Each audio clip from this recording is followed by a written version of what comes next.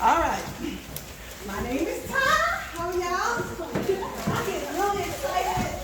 So I need you guys to share my excitement. I'm gonna move this trash can. Everybody wants to sit next to a trash can, right? All right, space out. If you space out, you guys are gonna get the abbreviated version of my workshop.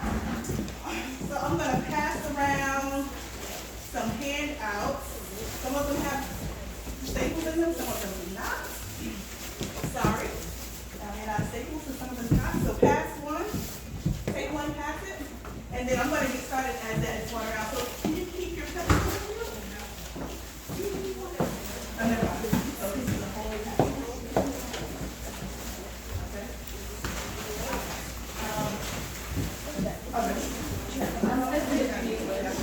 Okay.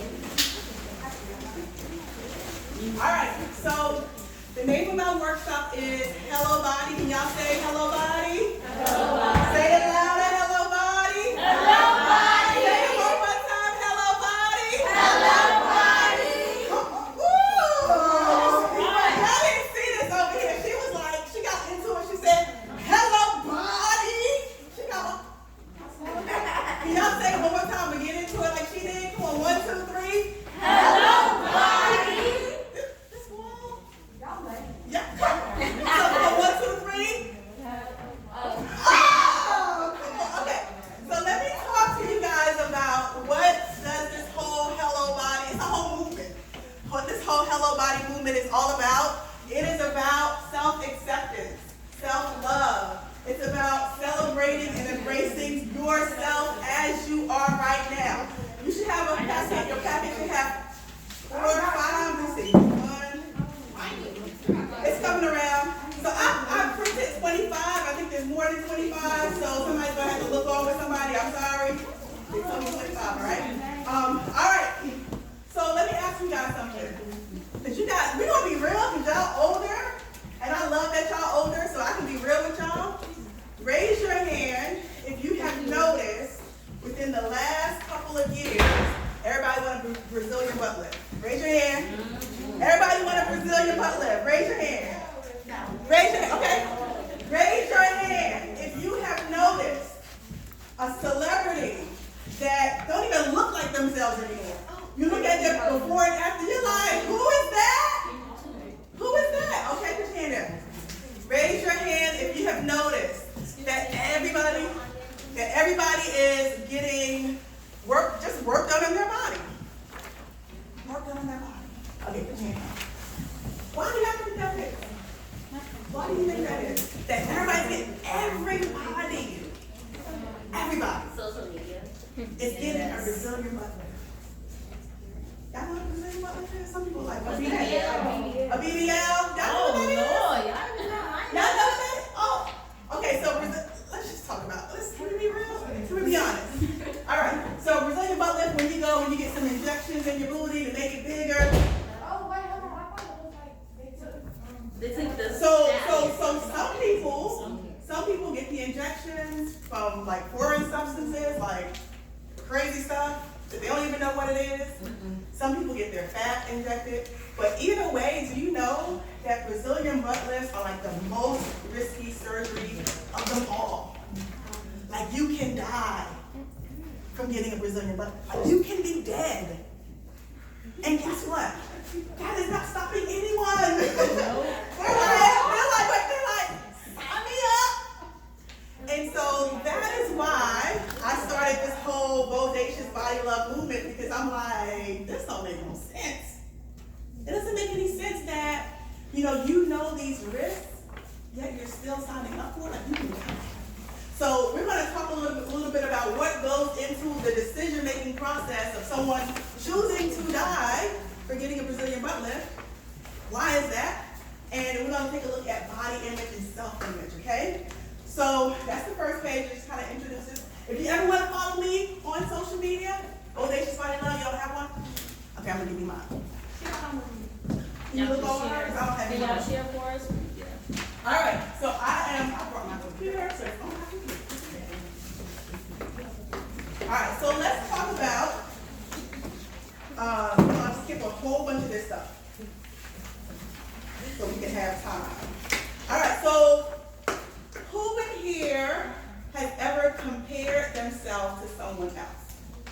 Let's be honest. So this is a brave space. Brave space meaning. Brave space meaning. It's hard to be honest about how you feel about yourself, but we're going to do it anyway because this is a brave space. So raise your hand. I'm not even going to look. Raise your hand if you have ever compared yourself to anybody else. If you've ever compared. Y'all lying. Y'all lying. Y'all lying. Some people lying. Okay, put your hand down. Okay. So, and you know what? Comparing yourself to someone else is natural. It's normal. We are human beings. You ever heard that saying, survival of the fittest? We were created to stay alive and to make sure that we are there when nobody else is there. So what does that mean? So that means that a part of how God created us is to compare and see, am I stronger than that person? Am I going to make it if that person doesn't make it? That's a part that's healthy. Now, where does it become unhealthy? It becomes unhealthy when you're comparing yourself all the time. And you're always being hard on yourself because you think that you don't measure up. You can compare, what's your name? Tally? So if Taisha, I'm a 42-year-old woman, right? Let's say I'm comparing my 42-year-old self that just had a baby, my body to, how old are you? To a 14-year-old young lady who's never gone through anything that I've gone through. Does that make sense? No. It doesn't make sense. But we do it all the time. And that's where it becomes a problem. Because I look at, or you might look at somebody else's where they are right now and compare yourself to where they are when you guys are apples to oranges. It's no comparison. There's no comparison. Nobody can compare to you, and you can't compare to anyone else because that's not how we're not supposed to compare to one another. Right? We're our own standards. So, okay. So we've established that sometimes we compare. We established that it's normal to compare. The problem with comparison is that sometimes we can be so hard on ourselves when we think that we don't measure up, right? All right, we're going to move on. So, image. What is image? Does anybody know what image is? What is self-image? What is body image? Anybody know what body image is? Yes. What's your name? Anye. I love that name. Anye. What would you say body image is? I love that. Anybody else? How you see yourself. Anything else? Yes, so body image is not only how you see yourself, how you see your body in particular, but it is how you move in your body. I'll give you an example. Y'all saw me almost break my neck in here when we was coming to pick y'all up. With these shoes on, y'all saw that? But I was moving in my body, wasn't I? That's right. Was I moving in my body? Have you seen somebody that may not like their body and they're like, because they may have a low body image. They may not see who they really are. They may be comparing their body to somebody else's body. So because they're comparing so much, they get stuck in their head and they can't see their own goodness. So they can't walk in their body. They can't possess their body in a way that's helpful to them, that is helpful to them. And when you can't do that, what does it affect? It affects the way that you show up in the world. It affects the things that you do. Have you seen people, I'm going to be honest, because I wrote the journals, I'm going to be honest. There was a time in my life, I wouldn't even want to wear a swimsuit on the beach because I was so preoccupied with how people would see my body. I was so preoccupied with what people might say. So your body image affects everything. You know what? I could have been so preoccupied about how I look, I didn't even want to go up there to get y'all today. What are they going to think when they see me? Raise your hand if that's ever been you. You've ever not wanted to do something because of the thought of, well, how are they going to see me? What are they going to say? I grew up, I have this dark skin. I grew up and I was picked on all the time because of my dark skin. That affected, my dark skin is a part of my body. My hair, this is weave. My hair is natural. It's a big old fro. When I was young, I would wear my fro and people would pick on me. And guess what? My hair is a part of my body. I didn't have curly hair. I am myself. I got this big well knows I am myself, the way God created me. Because let me tell you something about that. And we're going to get into this for a second, but let me tell you something about that. God, who believes in God? Some people don't believe in God. I'm sorry if I'm offensive. I'm sorry if I'm offending you. But your creator, let's say this, your creator, right? Who created you? Your creator created you in the way that he desired you to be for your purpose. So, Heather just talked to you about purpose, didn't she? Whatever you decide your purpose is, you're created. Everything about you is created to be able to sustain that purpose. So I'll give you an example. God knew that one day in 2021, we're in 2021? In 2021, I'll be up here standing talking to all y'all about body image. So of course, he would have me have the experiences that I've had. Of course I would have to struggle with dark skin. And that's not, okay, one day I woke up and I found out my skin is okay. Yep. But at the time I didn't know that was the bomb. Mm-hmm. Okay, I didn't realize that. But at the time I didn't. When I was your age, I didn't realize that because people, okay. All right. So your body image is how you see your body, what you think about your body, how you possess your body. That's your body image. Okay? Now there's a difference between body image and self-image. The difference is that sometimes what we tend to do is that we tend to only think of ourselves in regards to our body. And we don't think about the fact that we are more than our body. So what are the different parts of us? You have a worksheet. Can you turn that page, that first page, please? You have a worksheet in here. And I listed the different parts of you. So you're not, so you are, have you ever heard this saying that your body, soul, and spirit? Your body, soul, and spirit. So you're not just your body. You're a human being. And human beings have 3 different parts to them. They have a soul, and they have a spirit too.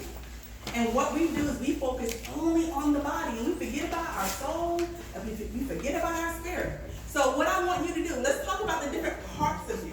So in your soul are gifts and talents and abilities that God has given you. So gifts and talents, those are things that come natural to you. Like somebody might have a gift of singing. They ain't never took a singing class before in their life. I can just sing. There are people that can play basketball. They've never taken a basketball course. They've never had a coach, but they can ball. Some people are really good and compassionate people. They're compassionate. That is a gift. That is who God made you to be in your soul. It has nothing to do with your body, but it is a big part of who you are. Okay, so then you have talents. These are things that you can develop into, okay? Okay, so I wasn't good at computers, but I worked hard and I've been able to get some mastery over it, okay? It's a talent for me. These are things that you might work on. You may not be gifted with it, but you got it, you developed it, and now you're great at it. Those are parts of your soul. Then you have skills. Those are things that you work on too. You might take a class and you develop a skill, okay? And then you have your personality traits. That is also a huge part of who you are, your personality. Are you kind? Are you loving? Are you fun? Are you crazy like me? Are you excitable? Are you adventurous? I jumped out of a plane because I'm adventurous. That's a part of who I am. I am adventurous. That's who I am. Nothing to do with my body. It's who I am. And then you have your values and your beliefs. Do you believe in family? What do you believe in? Okay? And so why is this important? It's important because it has nothing to do with your body. So if you focus on what's on the inside of you, then you will be able to project all of what's on the inside of you out to the world. Does that make sense? All right, so I want you to take 2 minutes, because we don't have that much time. Take 2 minutes. And in each of those 4, is that a rectangle or a square? Each one of those squares, write down the different parts of you, what you think of, what comes to your mind. Your gifts, your talents, your skills, your personality traits, your values, and your beliefs. In each one of them, put 2 or 3 things that you can think of that reflect who you are. And this is so important. Some people might even be able to cook. Yeah, some people might be able to cook. And why is this important? Let me tell you something. I'm a therapist, and I work with adults too. And I may ask one of my adult clients, well, who are you? I'll ask an adult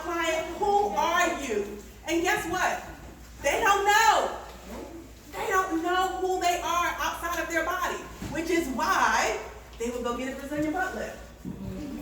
Which is why if somebody tells you dark skin, I don't like you because you're dark skin, they fall to the ground and they can't make it. Which is why if they stop earning money, they commit suicide because they have developed their value, they've connected their value, who they are, with just external things, when that is not healthy. That is not healthy and it's not helpful. All right, I'm gonna go on because we gotta go. 2 or 3 things in each one of those.